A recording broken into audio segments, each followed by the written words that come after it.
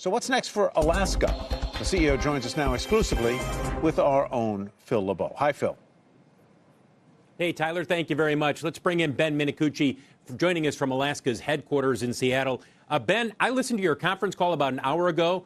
You guys are extremely bullish about what the future holds. We'll talk about that in a bit. But Q1, especially what you saw with corporate travel growth, what's driving this right now? Well, thanks for having me, Phil. Yeah, it was, a great Q1. Given, and Tyler, you mentioned it, a third of our fleet was grounded for about a month. And still with that, we had record revenues. And if not for the MAX grounding, we would have been profitable. And Phil, a lot of that had to do with the rebound of tech travel in Q1. Now, I've been on the show, every quarter.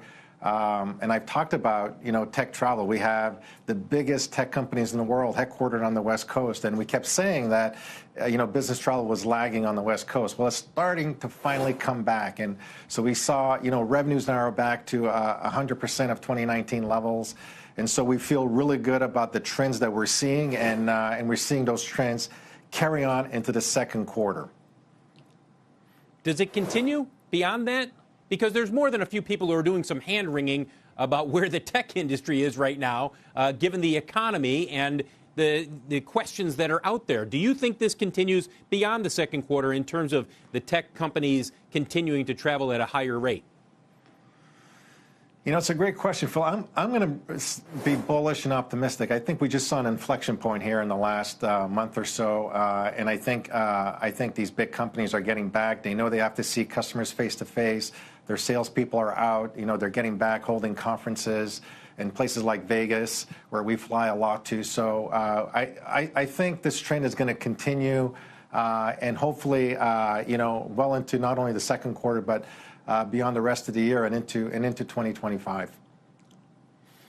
Ben, let me ask you about the MAX. You guys detailed $163 million compensation from Boeing. That's likely going to be some more compensation in the quarters to come.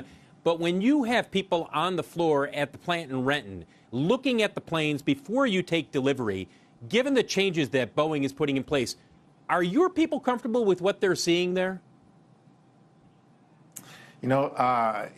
Phil, there's a lot of changes taking place at Boeing. The Boeing leadership team was just here in my offices on Monday, and we went through their quality plan in extreme detail. We asked a lot of questions, and what I'll say is, from where I sit, I'm encouraged with their quality plan they're putting in place.